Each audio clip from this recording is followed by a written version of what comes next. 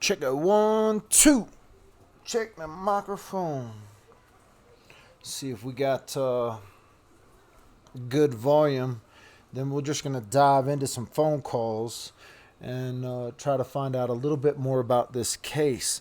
If you're just coming in and you're just joining in this case and you don't know anything about it, well, I'll tell you a little bit about it before we get going. And I'm going to tell you more about it just because I want you to know more about it. It's a really, really crazy case when it comes to why nothing's been done, why no one's been caught, nobody's been, prosecuted. Nothing's happened in this case, but there's a lot of information we do have, and then there's it just has stalled. The family is now in their, late 70s. Both of the mom and dad are in nursing care, and so no one is out there really. There are wait. That's not true. There are family members out there still pursuing answers in this case, and so I listened to a live video, and if you haven't listened to the live video, you need to go listen to the live video over at J is for Justice. She did one yesterday where she interviewed the cousin, and then I got on after it was over, and we talked for a second about this case, and then I have been now gotten all kinds of information from people, phone numbers, different things. So we're going to start with trying to get a hold of a private investigator, and we're going to try to get a hold of maybe the cops. We're going to try to call the cops and see what's going on with this case and where it's headed. It's been 15 years, the 15 year, I think, came up on March, and right in March. And so every year around, the anniversary, there's some billboards that go up. There's some posters that go up. And, Jay did an awesome interview last night with this cousin, and we learned a lot about this. I'm going to recap some of the things Jay said, just so if anyone's showing up, you'll know. And then we're going to get straight into making some phone calls and see if we can track down some people. So, there was almost an accident right out in front of my house. Wow. Crazy. Mary Lands came from a close-knit family in Marshall, Michigan.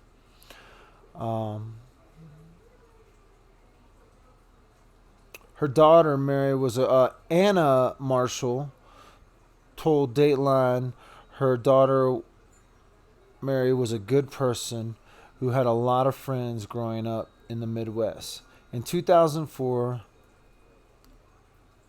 I don't know how she says her name.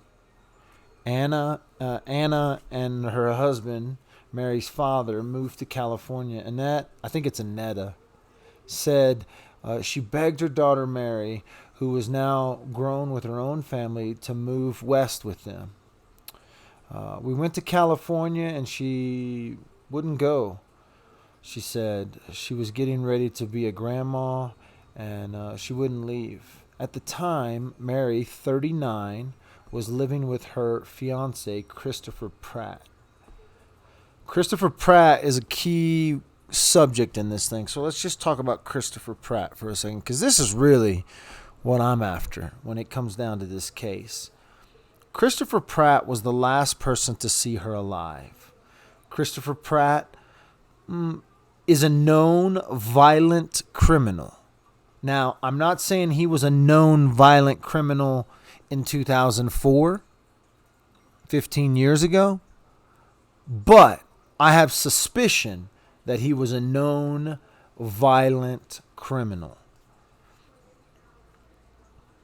Now, we know this to be 100% fact now because Mr. Christopher Pratt is in jail at this very moment, supposedly. We're going to find out. And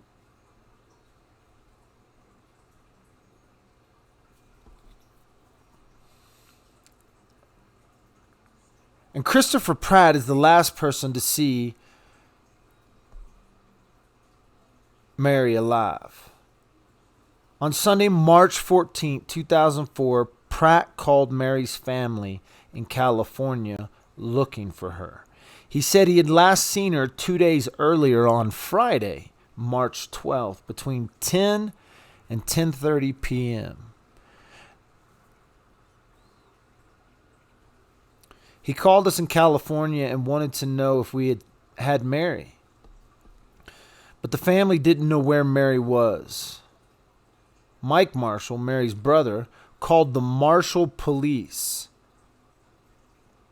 Department to report his sister missing. Marshall Police Department Deputy Chief Scott McDonald has been the lead investigator on this case from the very beginning. According to Deputy Chief McDonald, Pratt told authorities Mary left their home after they got into an argument. She left wearing medical scrubs and a leather jacket, taking only her purse. Pratt said Mary left her cell phone and keys to her Dodge Durango. That's the Dodge Durango in the slideshow. That's the actual Dodge Durango. Those pictures are from a police impound lot. And so it looks like they removed tires from that. So that means that somebody needed some tires for their truck, and Mary wasn't going to be back to get her Durango, so they took the tires off the back of that truck. That's what that means. But that's in a police impound lot, still evidence.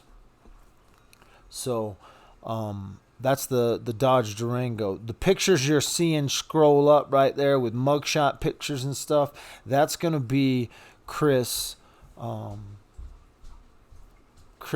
Pratt.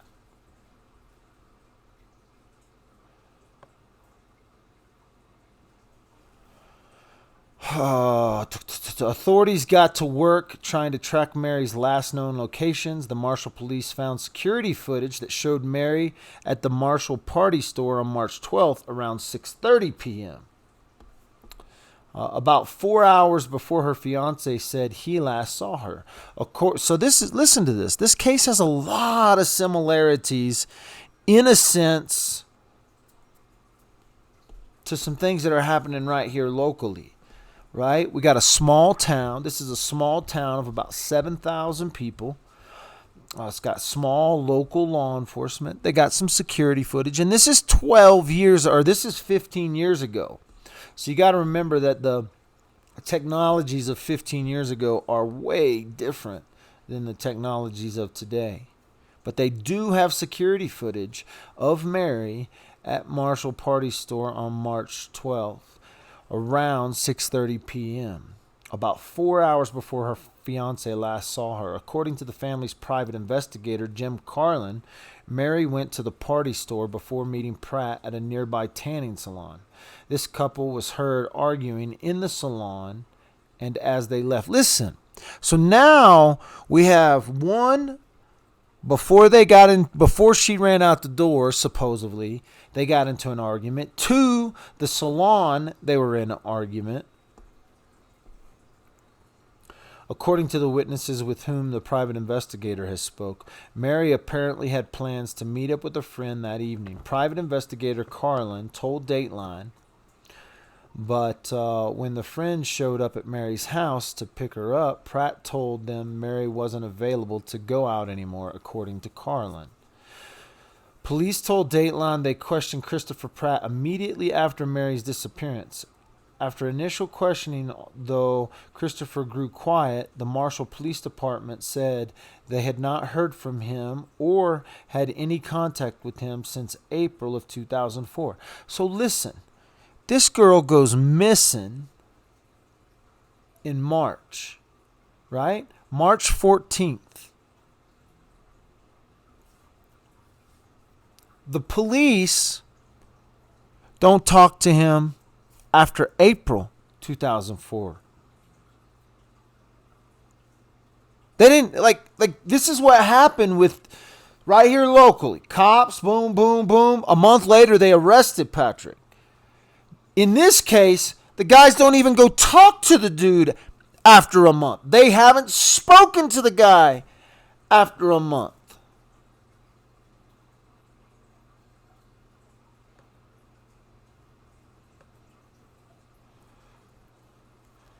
So we're going to call and ask the cops about that specific fact. Like, why haven't they? I mean, 15 years later, this guy is now a known violent criminal. But first, we're going to find out if he's still in there. So let's make our first phone call. We're going to I want to get verification from the sheriff's department that he is still in the actual... He's still in the actual sheriff's department. Let me see if I can... I think I called that number last night, so... I want to see if he's there. Then I'll call back and I'll get verification. Battle Creek. That's who we're going to call right now. Christopher Pratt. What's his name? Christopher, let me pull up his file here. I got his criminal file. I got Christopher Luke Pratt. I got his date of birth. I got everything. Let me get that right here in front of me. Make sure I got age 51. I want date of birth so I can tell these. Here we go. So let's make some phone calls.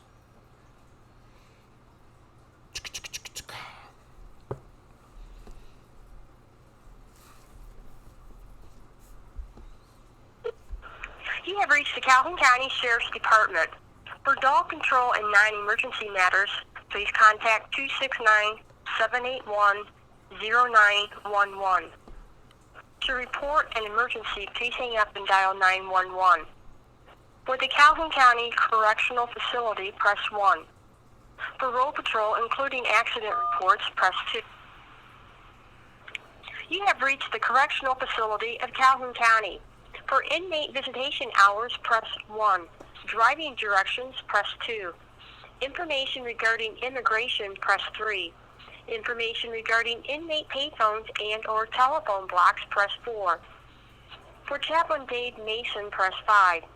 For school teacher Larry Allen, press 6. To repeat this information, press the pound key. For further assistance, press 0 and your call will be answered shortly. Wait while I transfer your call.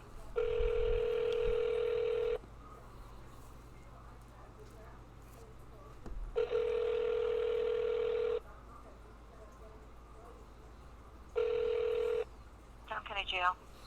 Yeah, I was calling to check on the status of an inmate to see if they were still in custody.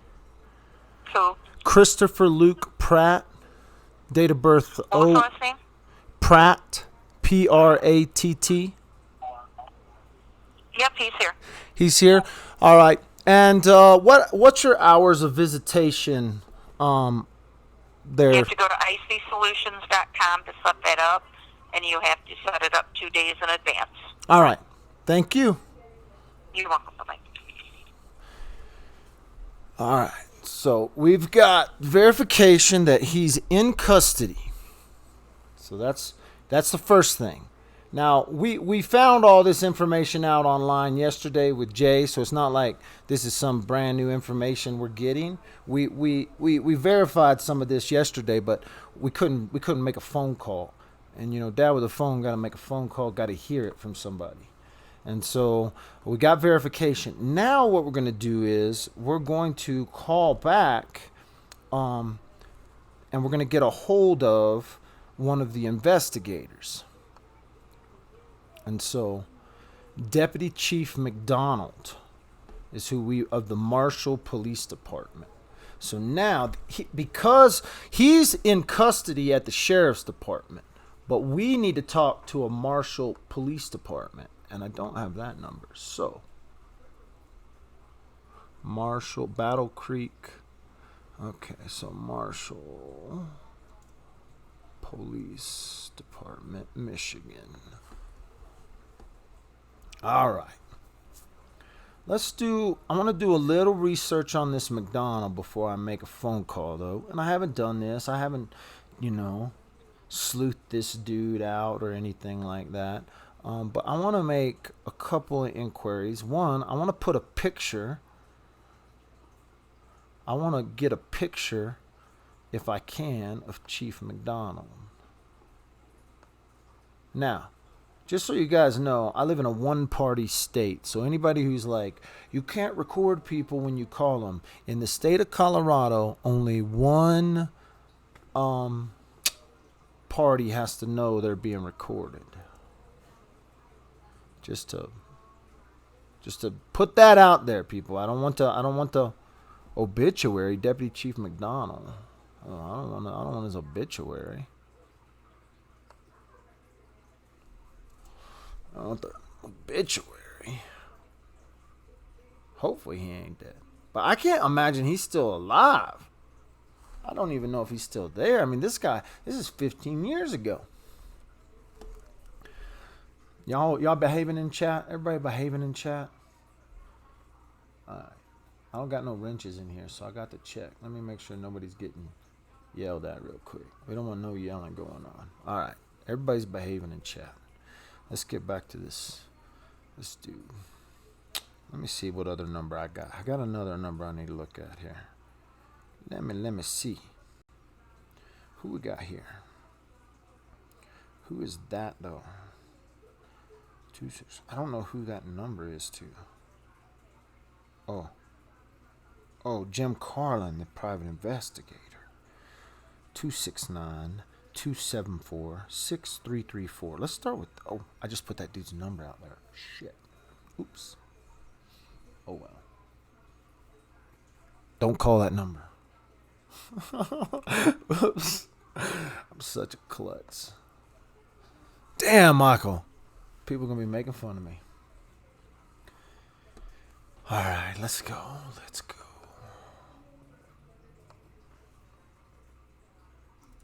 Maybe I should have. I wish I had that whatchamacallit button.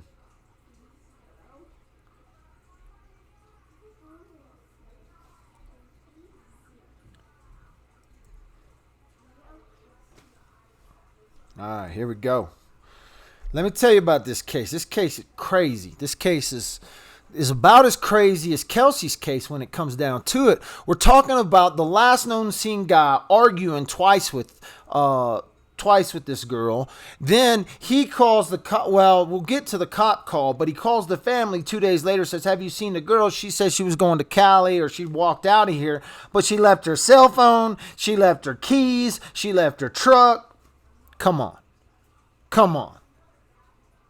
And then this guy doesn't even get questioned even a month later. They question him, he stopped cooperating, and he walks away. And then he goes on to commit more crime. And that's really what pisses me off, is that this guy is a known violent criminal, and 15 years later, they haven't even revisited the idea that maybe he has something to do with this, or they at least haven't told the family. Because what I think has happened is he may be some sort of eyewitness to some craziness. Anyway, I'm sorry if I gave somebody's number out. I'm about to call this guy.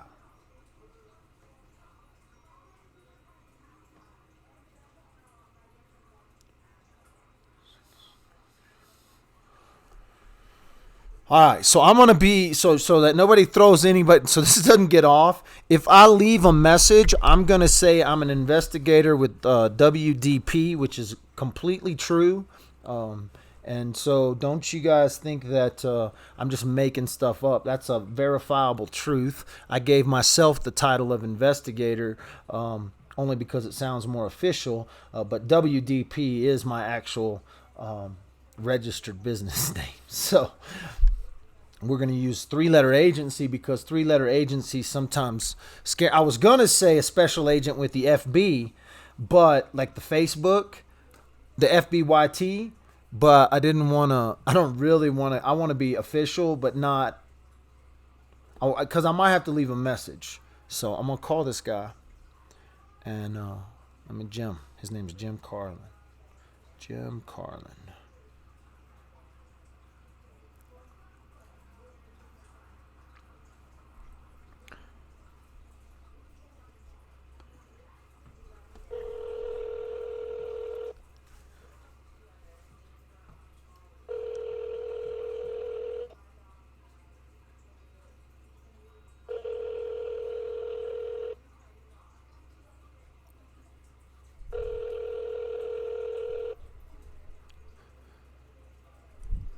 You have reached the voicemail box of 269. Boop boop ba-doop boop. Ba-doop. At the tone, please record your voice message. When you are finished recording, you may hang up or press pound for more options.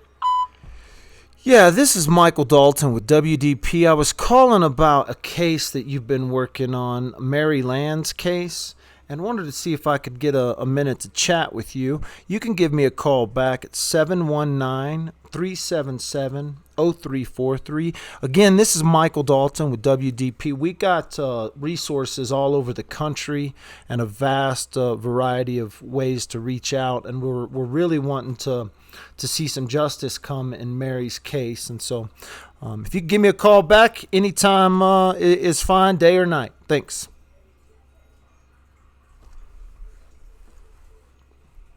Bam. And by the way, you guys are my resources. And we do have resources all over the country. And we will be reaching out to people all over the country. So everything I said in there is totally true. I didn't even call myself an investigator because I didn't want to. I was going to say special investigator here with the WDP. But in other words, we're just checking on the case. I can't. He says I can't. What's going on with that? Michael E. Dalton. Y'all follow me on Twitter because come Friday, we're gonna have the fastest going Twitter stream for the Kelsey Barrett case. We got multiple people gonna be tweeting live from Michael E. Dalton, so make sure you jump in on that. All right.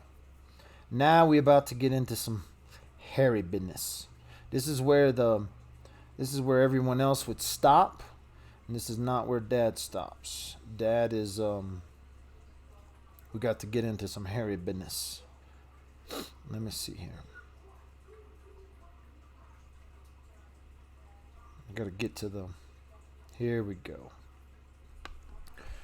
We got to get a hold of somebody. Let me just see what we're looking at here. Now we're trying to get a hold of Christopher's cousins. I'm going to call the cops too. Don't worry about that. We're going to get the cops too. I got to see if I can find this guy.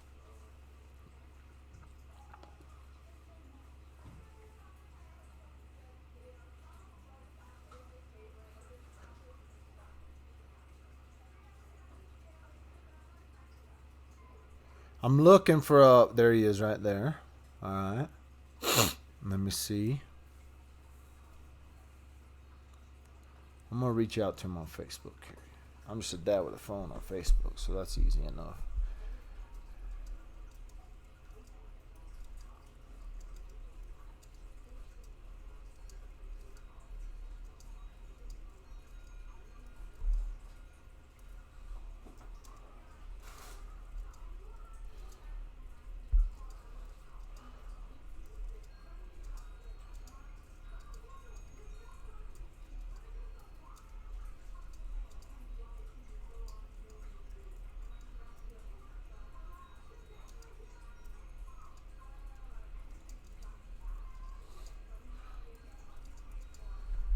All right, I'm giving him my number now.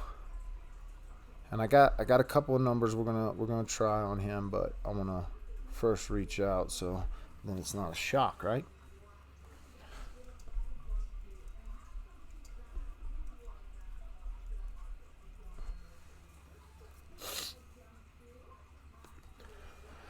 So to the investigators, to the PIs, to the police, I am Michael Dalton with WDP. To the cousin, man, I'm just dad with a phone. So we're trying to, you got to work these little angles different ways. Her clothes were found hidden in his basement, Lin G says. So, what happened?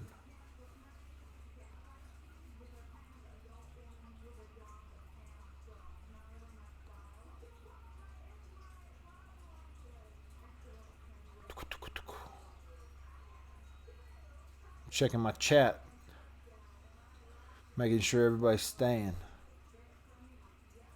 All right. So this is, if you're just coming in, what we're talking about is we're talking about the Mary Lands case. And yesterday, Jays for Justice did a video and interviewed one of her cousins, one of her cousins maybe. And now we're trying to get a hold of a cousin of Christopher Pratt. And we're trying to see if we've been told that he may have some information about this case. We don't know what kind of information. We don't know any of that. The other thing we're going to do is we're going to call the Marshall Police Department, and we're going to try to get a hold of the Chief McDonald. If this is Chief McDonald, Marshall, City of Marshall. We're looking into the City of Marshall's Director of Public Safety. Oh, Scott McDonald. Got his email address. Okay, perfect. Now I got you, Mr. Scott. Now let's have a little chit chat. Let's have a little chit chat now. All right, Scott McDonald.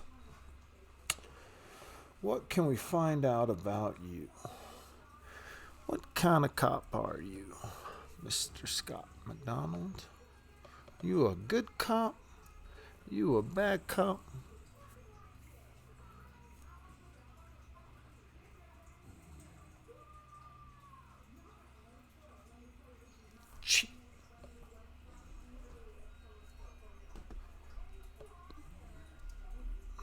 This is where you got to be careful, because you start messing with other cops, they call up local cops.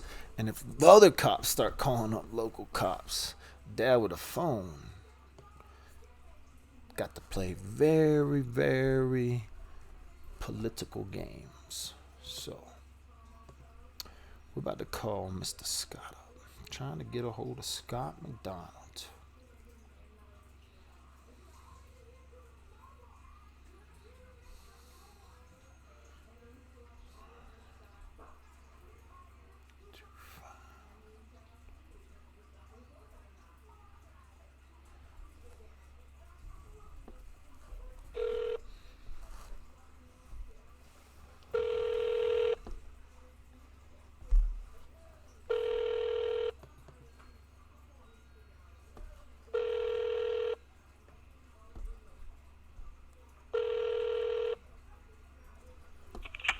Law Enforcement Center.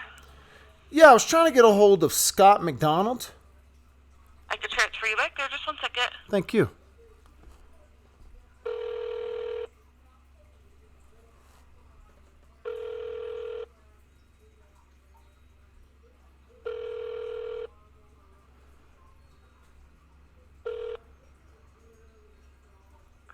I'm sorry, but you reached the voicemail of Deputy Chief Scott McDonald.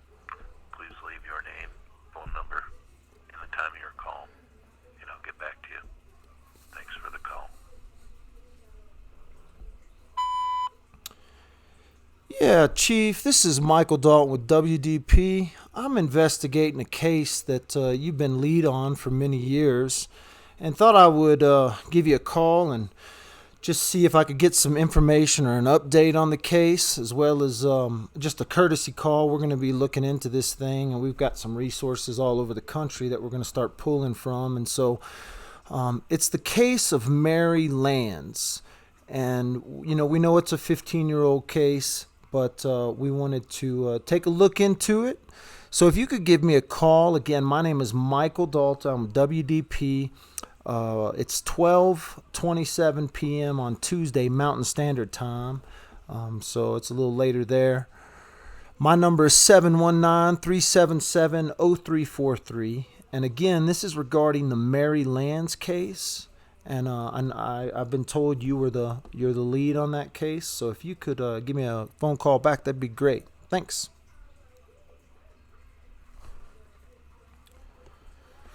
Well, nobody want to answer their phone calls. The police don't want to get out there. Well, so we got the call in to the cops. We got the call in to the investigator. I'm looking for a number for the cousin. He read my message or no? I can't tell. The new Facebook. I can't tell if he read my message or not. Alrighty. Now what are we going to do?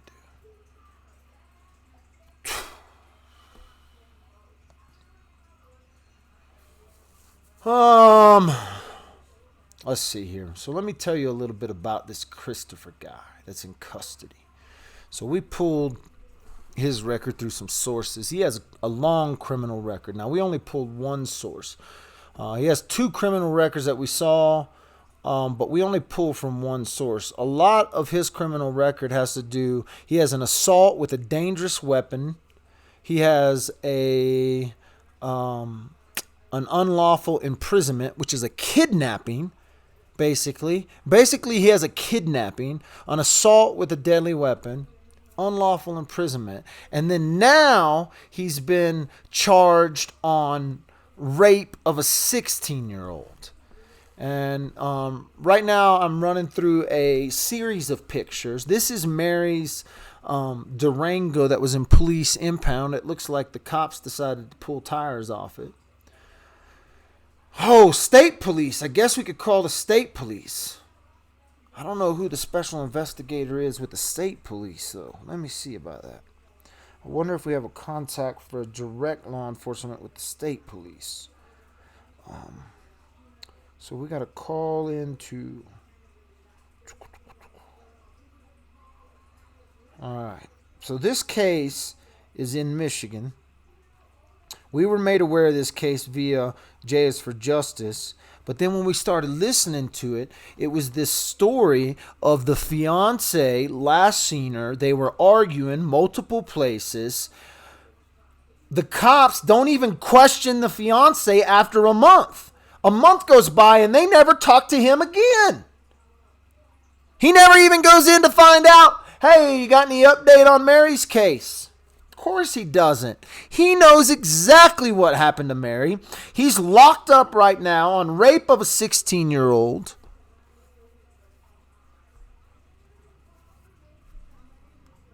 And so we're going to have to, they're going to have to give us some answers. And we need to figure out, we're probably going to need to file a public records request. Now we can do that by mail. But I'm going to tell you right now, it's a lot easier if we have somebody local that will go in and file a public records request. We can file them through the mail and we can file them through the paperwork and stuff like that. But if we have someone, no, they didn't pull the front tires, Christy. They didn't pull the front tires. They pulled the back tires, but the front tires are still on. So I know you're trying to keep up. I know you're trying to, come up with an excuse for the cops pulling the back tires, but they only pulled, I know, by pigeon, right? So they only pulled the tires of the. I saw another picture of it. The back tires were pulled, but the front tires were not. I only put that one tire picture up. Let me see here if maybe it comes through, but. They didn't pull all the tires. There's a side picture that I don't even know if I put it up there. Let me see if I can go grab it. And listen, let me throw out. Oh, I don't have any damn wrenches. I don't have any damn wrenches. I can't have a wrench throw a link out. So let me go get a link real quick. For the justice case, the justice for missing, for her, justice for Mary. People are gonna be like, "Give me a wrench. I'll put a link up." There we go. Rose is local. Rose comes in here all the time. So if Rose is local, maybe we can get Rose to go down and just file a public records request. And so, yeah. Some butter noodles? All right. You're getting big, girl. You need to quit growing. My kids are growing up too fast. Oh, somebody just texted me.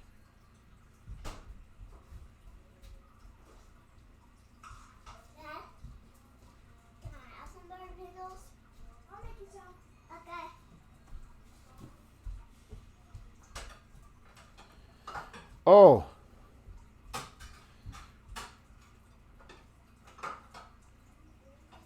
I got a message from Jim. I got a message back, and he says, "Thank you, Michael, for your call about Mary Lands. I'll try to reach you tomorrow, or if you wish, feel free to call me in the morning. I appreciate your support. My best, Jim Carlin." So we got a message back from Jim, which is awesome. So that means, he's willing to talk to us. So tomorrow's Wednesday. We'll look at it, but we'll have that in, we'll have that call no matter what. I don't know. I just got a text from him, Jay. I know you're looking at that. So we got that call back from Jim. So Jim has been investigating this case. He's really on top of it. So we'll be able to get some real good information from him, which then will spark more information. We're gonna dig this one, and we'll try to get someone in that jail and go visit with Christopher. If we could get I'm telling you, I'm going to tell y'all a secret. If we could get someone to go visit him in jail, and this is what we do. We're going to put $20 on his books. So I'm going to go online and I'm going to put $20 on Christopher Pratt's books under the name of whoever's going to go visit. And then he's going to get that money on his books and he's going to say, so-and-so gave me this money. Well, then when so-and-so goes to visit, he's already going to be open to talking to him. And so this is what we call fishing. Let's just hope they don't have YouTube and then Dad's talking too much. But we're going to go fishing. And so what we can do is, if we put a couple of dollars on this dude's books, when we go to get a visitation, he'll approve that, because that's money. This dude's in jail now on rape, and he ain't going to be getting money from people, And so a couple of bucks can buy you some time if we want to get a visitation in there. And so, and what we want to do is we want to approach him with just getting information. We just want to get some information out of him. Hey, can he recall the night? Can he tell us the story? Can we get something out of him that will help bring some real closure? So to catch you up, you can go back and watch this, but if you want a real idea of this case, if you want to hear the story from a family member, go over to Jay is for Justice channel. Go watch her live. I show up there at the end because I played possum in there. I was in there as chat, but I was kind of hiding, and then all of a sudden I just couldn't anymore because it sounded so much like, in a sense, it sounds so relative to this Kelsey case. It's so closely like fiance, missing. There's not a baby in there, but this whole argument thing and stuff. And so if you want a good recap, go over and listen to JS for Justice. What we did today is we reached out. We verified Christopher Pratt is in custody. This is good. This is a good thing.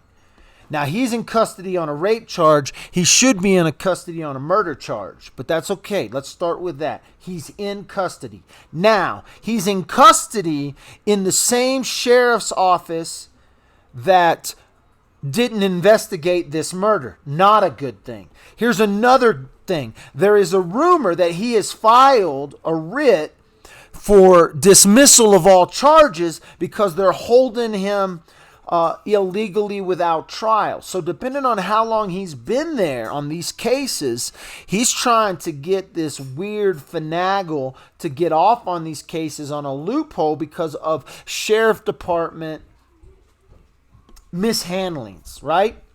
This is not a good thing. So one, he's in custody. He's in custody in a sheriff's department that hasn't even really investigated a murder case. Because they got the guy that probably has something to do with it.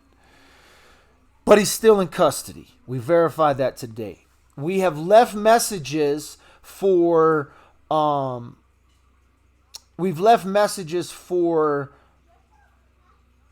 enforcement. We've left messages for an investigator who's been investigating this. He has reached out back to us since we left that message, said thank you for reaching out to us. We're going to be in contact tomorrow with him. Now we're going to start moving into the realm of family members. I've got a lot of family info on Mr. Christopher Pratt. And we are going to slowly start reaching out to them through Facebook and Twitter and Instagram. We're going to slowly start sending them messages. We're just going to try to talk to them. If we can get them talking to us about Chris, we're going to try to find out more information about that. This is a 15-year-old case. Ain't nobody cared. No police officer cares. No law enforcement agent out there gives a damn. The family, the parents are in their old age. They're in nursing care. The cousin lives in California. She don't have boots on the ground. We got boots on the ground, people. I know there are people that live within that area, which means we can go knock on the police doors. We can go file the public records request in person. And so this thing can break wide open if we can organize a few people to help. You can go check out the Facebook page, and this link right here I'm putting up in the description below. You can go check out the Facebook page to get more information. You can go check out JS for Justice Live. Dad's just starting on this case. I'm just getting started, but this is a good one. This is a good offsite case. I got a shitload of cases right here in Woodland Park that I could talk about, but this is like a good offsite one for me because I think we got the guy already. Now the question is, could we get enough information? Could we get the state to reopen Mary's case? Could we get him to reopen Mary's case to look into Christopher Pratt? We know that he's a violent criminal. We know he's the last person to see Mary alive. And we know he disappeared basically a month after this whole thing happened and was never questioned again. So that's where we need to start. So thank you guys for listening. Hit like and subscribe. If you want to give, you can give to my PayPal. If you want to go shop, you can go shop at my store. Nobody can put a link up because nobody has a wrench. You can go find my store. So here's the deal. We're going to court twice this week. I haven't been making a big deal about the first court appearance because what I think it is a child custody case. But we're going to go to court on Thursday. We'll probably get a glimpse of Patrick if he shows up. There might be, old mom may be there and some other people may be there. But they may not allow us in the court because it's a juvenile case. They may not even allow us to go into the courtroom because it's a juvenile case. And so we are going to make an attempt we are going to go to Cripple Creek and see what happens if they let us. Friday, we're heading over there with a big group of people. No, we're not. That's a lie. I'm lying. Don't listen to me, law enforcement. I'm not bringing a big group of people. That's a lie. I'm bringing like 3 people. Only if you kick me out. If you kick me out, those people will get bored. There's like 3 of us going just so I don't get kicked out. In other words, I might still get kicked out, but maybe they won't kick us all out. We're going to go find out what's going on with Patrick. We're going to go see what he pleads and guilty, not guilty, sanity, reason of insanity. Who knows what he's going to plead? So that's on Friday. So we got to go to court twice. And then let me tell you this, and if you have ears, please listen. You don't have to ask any questions, but this is something personal for me. If you could send positive vibes my way, and when I mean positive vibes, I mean if you pray to the trees, the stones, the gods, the water, the earth, the mother, I don't care. Send me some positive juju on Thursday. Please. I really, really need positive juju thoughts, prayers, all of that. Because I got to go before some peoples. So I need some positive juju my way. Thanks for listening. Dad with a phone. Y'all stay out of trouble. Don't get into no dramas today. And make it happen. Thank you guys for tuning in. We'll see you guys in the near future. You've been watching Dad with a Phone.